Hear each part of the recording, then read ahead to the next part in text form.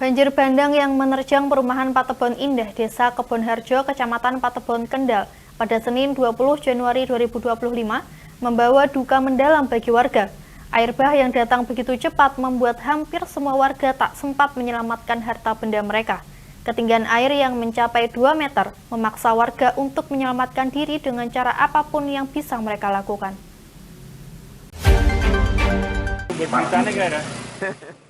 Bejo Sartono, salah satu warga perumahan Patebon Indah, menceritakan detik-detik mencekam saat air mulai menggenangi rumahnya. Air datang sangat cepat sehingga ia tidak sempat menyelamatkan barang-barang berharga.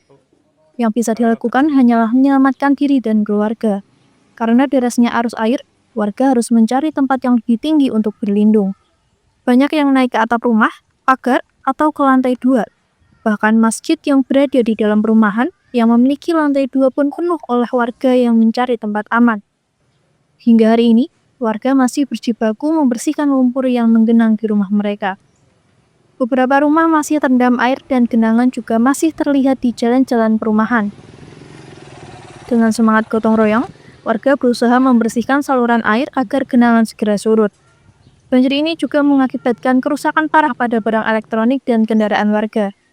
Sartono mengaku, 2 unit mobil miliknya terendam dan harus dibawa ke bengkel untuk diperbaiki dengan biaya hingga 60 juta rupiah per unit.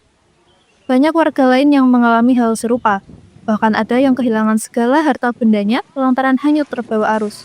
Ya, tetap pemulihan sarana prasarana ini sangat berharap sekali, utamanya jalan, kemudian normalisasi saluran supaya kelak kondisi-kondisi ini tidak terjadi lagi. Saya kira itu harapannya, pemulihan infrastruktur sajalah.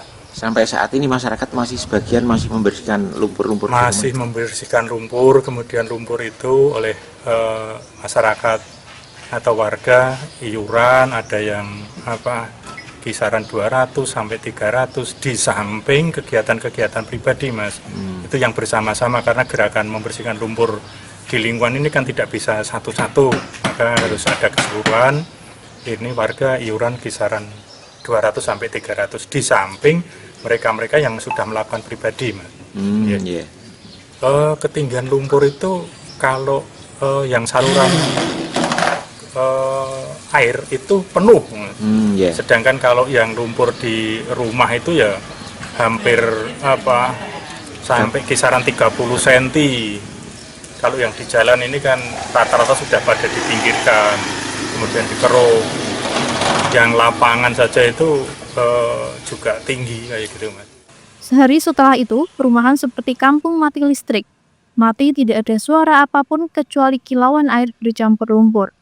Bahkan sampai hari ini, ketika mendengar wilayah Kendal atas hujan deras, warga sudah seperti trauma ketakutan.